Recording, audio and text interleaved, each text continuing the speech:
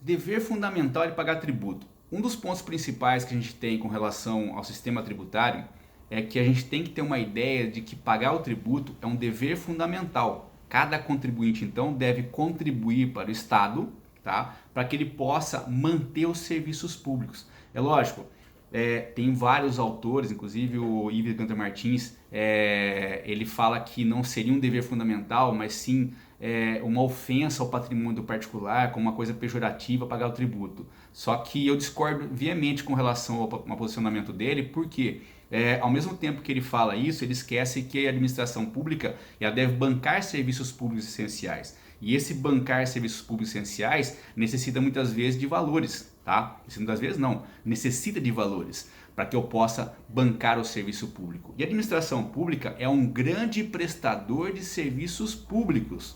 Para que ele possa prestar então os serviços públicos, ele precisa essencialmente do quê? De dinheiro. Se ele não tiver dinheiro, ele não consegue prestar os serviços públicos. Então, eu vou mais na linha, na posição do Ricardo Lobo Torres, que defende a base de que a tributação ela é um dever fundamental. Então, esse dever fundamental que cada pessoa tem de contribuir com parte do seu patrimônio para que a administração pública consiga manter ou nos dar esse benefício de poder explorar, poder utilizar, poder gozar do restante do nosso patrimônio. Então, nesse ponto é que a gente tem esse dever fundamental. Nesse ponto é que a gente tem que analisar o direito tributário, o sistema tributário, não como uma ofensa ao patrimônio particular, mas sim como um benefício, como uma obrigação. A gente escolheu uma forma de Estado, uma democracia, e dessa forma, as democracias fiscais, elas atuam. Não é requisito do Brasil cobrar tributo. Todo país que é uma democracia fiscal, ele cobra tributo dos seus cidadãos, tá bom? A tributação em si, ela vai ter como base a capacidade contributiva, tá? Capacidade contributiva é essa que é um subprincípio do princípio da igualdade, que ao mesmo tempo, e aí tome muito cuidado com isso, que ao mesmo tempo que ele é um subprincípio da igualdade, ela vem como um pressuposto da tributação, ao mesmo tempo ela é um parâmetro para a tributação, para a carga tributária, um parâmetro para a carga tributária, e também se torna um limite, tá? Mas em que ponto ela é um pressuposto para a tributação? A capacidade econômica que está vinculada à economia, está vinculada à renda, está vinculada ao patrimônio em si, ela dá a base como pressuposto de tributação. Por quê? Não há como ter incidência tributária se não tiver sob aquele fator de incidência tributária um valor econômico. Tá? Exemplo, não vou tributar atravessar a rua, não vou tributar respirar, não vou tributar abraçar alguém. Por quê? Não tem valor econômico. Pode até ter um valor afetivo, eu sei. A gente até brinca na sala de aula, até devo ter brincado com vocês algum dia nesse ponto, que em São Paulo tinha, pelo menos, né? Na época que eu me formei, faz um tempinho já, um pessoal que ficava no centro da cidade, que é o abraço solidário, tá? As pessoas saíam das suas casas, iam até o centro para receber abraço, tá? Economicamente falando, não tem valor nenhum aquilo. Por quê? Não tem valor econômico, eles não cobram nada por aquilo, é simplesmente um afeto.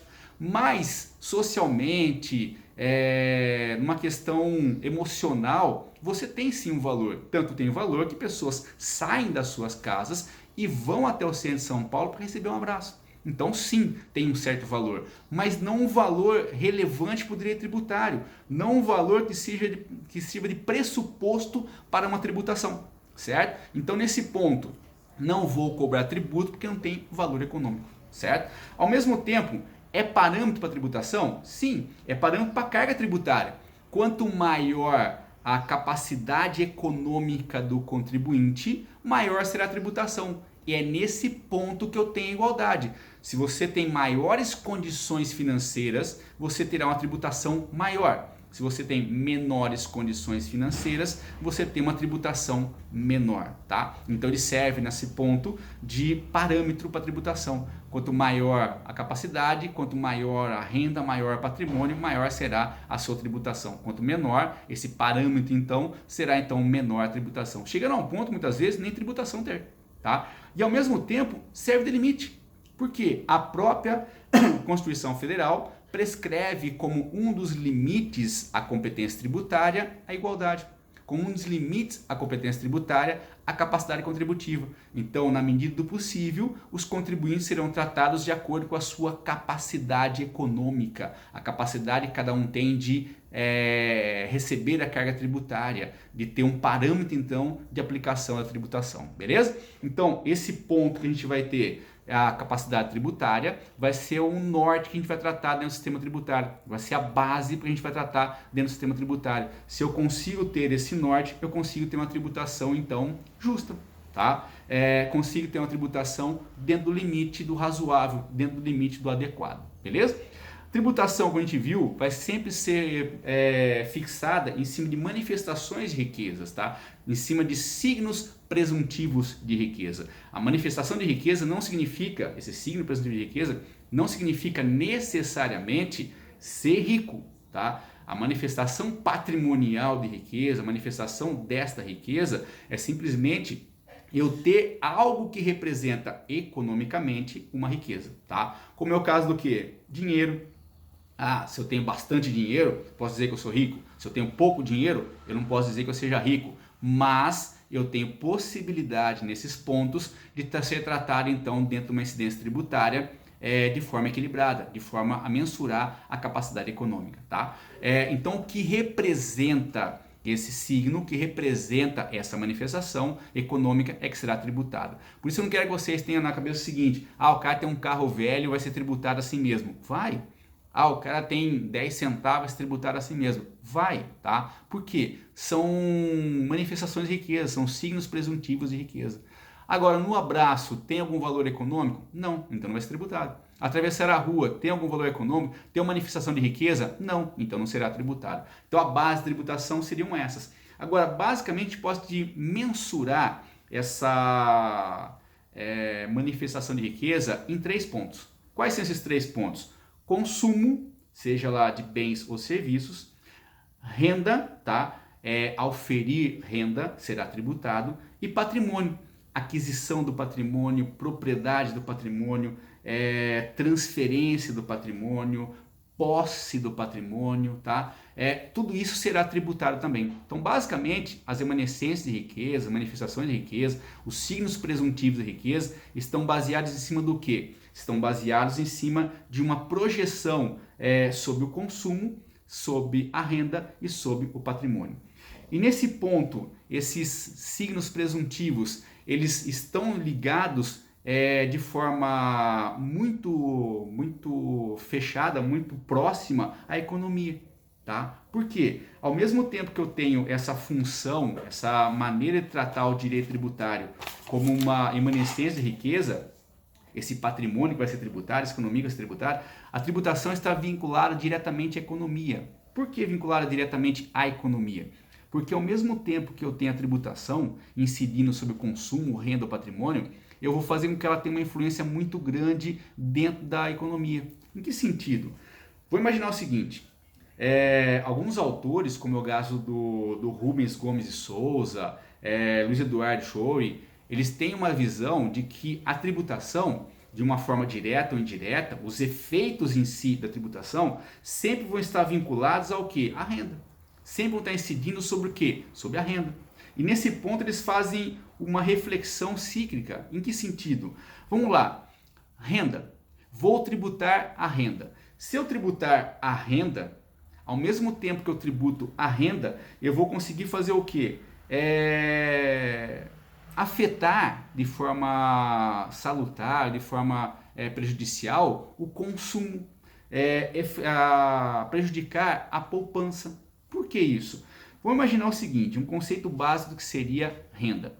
Renda vai ser aquilo que você tem de consumo mais poupança, mais a sobra. Tá? Esse é o conceito básico, conceito econômico do que seria renda. É o consumo mais poupança. Mas em que sentido? Recebo um valor. Esse valor eu vou utilizar parte dele para o meu consumo, meu e de minha família. O que sobrou, geralmente eu vou investir. Investimento mais utilizado, investimento mais visualizado é a poupança. Tá? Posso investir em qualquer coisa, mas vamos utilizar a ideia da poupança como se qualquer coisa. CDB, RDB, ações, guardar, o que eu quiser. Mas eu tenho essa base lógica da economia. que é a renda, é o consumo mais, mais a poupança, beleza? Se eu faço uma tributação sobre a renda, eu vou influenciar diretamente ao consumo e à poupança, beleza? Que vai, na verdade, se transformar quando eu vou comprar um produto, vou consumir um produto ou aplicar em uma poupança, aplicar no CDB, no RDB, essa prevalência do consumo e poupança vai se transformar em receita. Em receita de quem? Em receita de alguma empresa. Que essa receita de alguma empresa, ela vai parcialmente, tá? Parcialmente se transformar também em poupança, tá? E parcialmente também vai se transformar em alguns meios de consumo, como é o caso do aluguel, como é o caso do salário dos funcionários, como é o caso como que fala? Dos juros que eu vou pagar, os investimentos que eu vou fazer, beleza? Pegando um desses pontos de consumo da própria empresa, vai se refletir então no salário daquele funcionário da empresa. Esse salário do funcionário da empresa vai ser o que para ele? Renda. E essa renda dele vai se perfazer então no consumo e poupança. Estão entendendo isso aqui que quer dizer vocês? Esse ciclo que vocês? Então a renda vai ser tributada. Tá? A renda sendo tributada, ela vai refletir no consumo e na poupança, porque a renda, o seu conceito passa basicamente pelo consumo mais poupança, o que eu tenho de consumo para minha família, mais a poupança que eu tenho, tá? Vai se refletir nesse momento. E aí, esse consumo, essa poupança, vai se transformar em receita de alguma empresa. Se transformando em receita de alguma empresa, da mesma forma, ela vai se perfazer parte em poupança também, parte em insumos, parte em salário, parte em aluguel, parte em juros. Tranquilo? Pegando o salário do funcionário, vou pagar o salário para o funcionário, para aquele funcionário esse salário vai ser renda. E aí eu volto a fazer todo o ciclo de novo. Por que eu estou dizendo isso para vocês? Para mostrar que o direito tributário ele vai ter uma relação muito próxima, muito dinâmica com o que? Justamente com a economia. Se eu tributar muito o consumo, eu vou afetar basicamente a receita das empresas. Afetando a receita das empresas, automaticamente eu vou reduzir também o que? A possibilidade de pagamento de salário, a possibilidade de investimentos e principalmente a possibilidade de poupança. Reduz a poupança, tá? Se reduzindo a possibilidade de salário, ou seja, eu já tenho meu empregado, não vou contratar outro, então eu reduzi a possibilidade de repartição de riqueza, aquele funcionário que recebe o salário, ele vai ter condições de, da mesma forma, entrar no ciclo de novo. Só que o desempregado sai do ciclo. Ele não tem mais renda, não vai ter então consumo e muito menos poupança, beleza? Se eu tributar demais a poupança, eu acabo evitando investimentos. Por que investimentos? Porque o patrimônio é aquilo que sobra da receita e da poupança, só que seria essa poupança, tá, reinvestida imobilizada. É um reinvestimento mais imobilizado. Eu vou pegar a minha poupança, essa sobra, e vou investir no quê? No patrimônio. Numa casa, numa fazenda, numa chácara, num carro. Então, essa poupança, em vez de deixar disponibilizada como investimento, eu vou imobilizá-lo, que seria o meu patrimônio. Então, perceba o seguinte, a tributação, ela faz esse ciclo, tá? Eu não concordo muito com essa base, tem uma lógica, que a tributação, ela se perfaz na renda, tá? Eu não concordo com o Rubens Gomes de Souza, mas a gente tem que entender que há possibilidade sim de você ter uma atuação como essa, tá bom? Mas o que eu tenho de base para vocês é que a renda vai ser tributada. Essa renda sendo tributada, ela vai acabar afetando o consumo e a poupança. E automaticamente afetando o consumo e principalmente a poupança, eu também afeto o patrimônio. Então, de forma direta ou indireta, conforme eles estão trazendo para a gente aqui, a tributação ela vai ter incidência sobre a renda. Eu já acho mais salutar a gente ter a ideia, como a maior parte dos autores, de que a tributação ela se perfaz sobre a renda, sobre o patrimônio e sobre o consumo. E aí tem a sua influência em cada um dos sentidos, tá bom? Tributação da renda. Se eu tributar demais a renda, eu diminuo o consumo.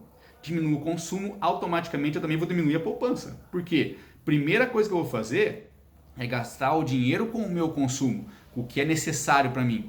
Se sobrar alguma coisa, vai para a poupança, tá? Se eu não tenho dinheiro para investir, muito menos vou ter dinheiro para imobilizar. Então, se eu não tenho a imobilização desse patrimônio, eu não vou ter, então, patrimônio, certo? Agora, se eu tiver uma tributação pesada sobre o patrimônio, as pessoas que têm dinheiro investido em poupança vão deixar de comprar patrimônio. Por quê? Porque patrimônio tributado vai significar prejuízo, vai significar gasto. Então eu vou deixar de investir num patrimônio para investir um dinheiro na poupança. Então percebam que a tributação, passando por esses nuances, ela vai ter que tomar muito cuidado. Por quê? Se eu tributar demais a renda, eu diminuo o consumo e a poupança. Diminui o consumo e poupança, diminui então a possibilidade dessa repartição de receitas, porque vai revertir na empresa. A empresa também não vendendo muito, ela não consegue ter essa possibilidade de renda para ela. Ao mesmo tempo, ela não consegue ter também o pagamento dos insumos, entre eles salário. Tá? Não pagando salário, não tem repartição de receita com o salário, repartição de renda com o funcionário, ela não vai colocar esse funcionário no ciclo. No ciclo, então, que vai ter essa possibilidade de sobrar consumo, poupança, para continuar todo aquele procedimento de novo. Então, a tributação, ela tem que tomar muito cuidado com esses pontos. Eu posso quebrar uma economia se eu tributar demais um ponto. Por isso que, geralmente, quando eu preciso aquecer o mercado, o que eu faço? Eu começo a tirar a tributação de alguns elementos. A gente precisou, algum tempo passado, precisou esquentar o mercado imobiliário, esquentar o mercado de construção civil, esquentar o mercado de consumo de eletrodomésticos, esquentar o mercado de veículos. O que o governo federal principalmente fez? Reduziu o IPI para a linha branca, geladeira, fogão, esse tipo de coisa na cozinha, material de construção e veículos. Para quê? Para que sobrasse um pouco mais de dinheiro nessa relação de consumo, sobrasse um pouco mais de dinheiro e a pessoa pudesse fazer o quê?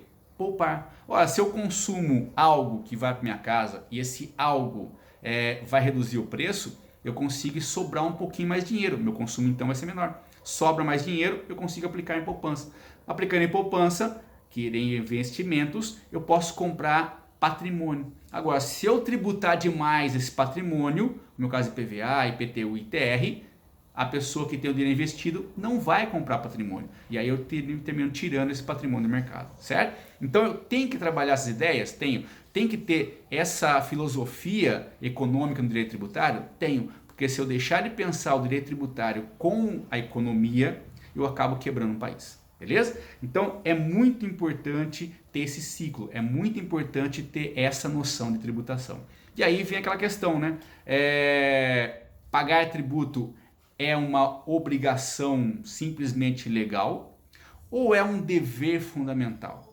Pagar tributo é uma atribuição que ofende o patrimônio do particular ou simplesmente é um dever que eu tenho para com o Estado, para mantê-lo, tá? Por isso, por todos esses motivos, eu entendo que o pagamento de tributo pelo contribuinte é um dever fundamental. Então, me filio àquela corrente do Ricardo Lobo Torres, que defende que é um dever fundamental pagar o tributo. Por que é um dever fundamental pagar o tributo? Porque eu preciso pagar o tributo, preciso arcar com parte das despesas do Estado para que ele possa me dar o direito de utilizar, gozar e fluir do restante do meu patrimônio. Então não é uma ofensa simplesmente de forma pejorativa, como alguns autores defendem até hoje. A carga tributária no Brasil, ela é alta, como é alta a carga tributária em vários países pelo mundo. Tá? A maior parte da tributação pelo mundo, ela é pesada também, ela não é pequena, tá? Tirando alguns países, como é o caso nos Estados Unidos, que tem uma tributação diferente da nossa, tá? Que eles têm um meio de consumo lá mais incentivado do que outros países. A maior parte dos países da Europa e dos países que fazem fronteira com a gente, a carga tributária é pesada. O problema todo é a reversão do benefício do tributo para aquele contribuinte, tá bom? Beleza? Então, dever fundamental de pagar tributo, ele passa por essas bases. Porque eu vou pagar o tributo, só que ao mesmo tempo que eu tenho um dever fundamental de pagar o tributo, o Estado tem esse dever de controlar a tributação para que não venha ofender basicamente a economia, porque ofendendo a economia ele vai trazer um prejuízo para toda a nação. Então tem esse ciclo econômico que tem que ser sempre verificado na fase tributária, beleza?